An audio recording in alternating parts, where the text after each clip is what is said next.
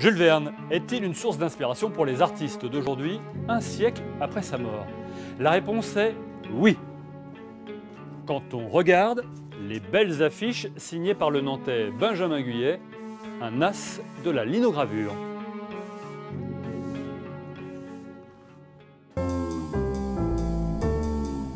La linogravure, ça se fait en deux étapes. Donc la première étape, ça va être l'étape de la gravure. Donc là, on a une plaque de lino.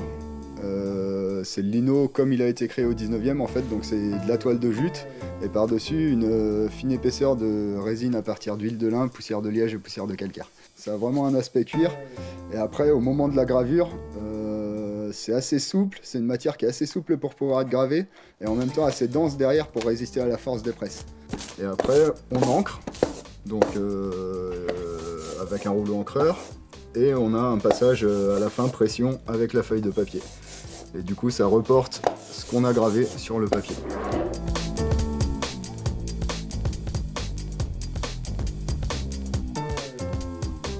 Donc moi Jules Verne c'est pas forcément ma source d'inspiration première.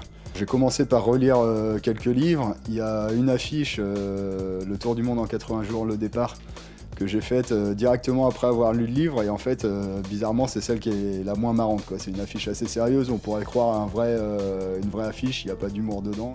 J'ai une passion pour tout ce qui est graphisme fin 19e, début 20e, notamment tout ce qui est pages de publicité en fait. C'est des typographies très travaillées, avec il y a des gravures aussi en illustration, il y a des lithos, des choses comme ça. Donc c'est en fait ma source d'inspiration, elle est contemporaine à Jules Verne. Mais voilà, c'est l'époque qui me plaît, quoi.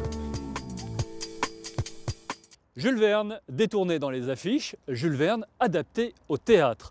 Pour la 3e saison consécutive, le Théâtre sans nom à Nantes le joue en version café-théâtre et le Tour du monde en 80 jours remplit les salles. Bravo, bravo, oh bravo, bravo!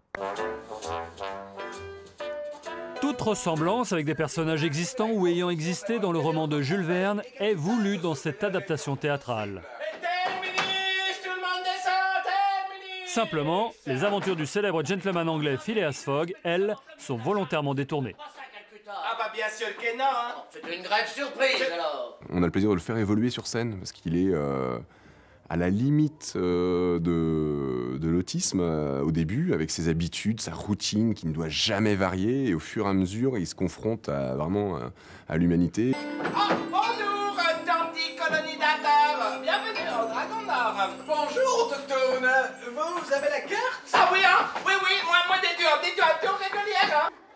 Ce Tour du monde version café-théâtre a été créé à Paris en 2006. 3000 représentations plus tard, il fait escale à Nantes, normal, dans la ville natale de l'écrivain, avec sur scène 5 comédiens déchaînés. C'est son vrai nom, Passepartout, le seul français de la pièce. C'est lui. Je suis français. Vous êtes très bien déshabillés. Et oui, elle chante, elle danse même. Elle fait plein de choses. En fait, je fais 4 personnages dans la pièce. Je fais le cow-boy américain, exactement. De gamin, ça. Oui, exactement. Déjà porter un pistolet à sa ceinture, c'était pour moi une consécration. Et moi, je peux écouter tout un album de Maître Gims sans saigner des oreilles.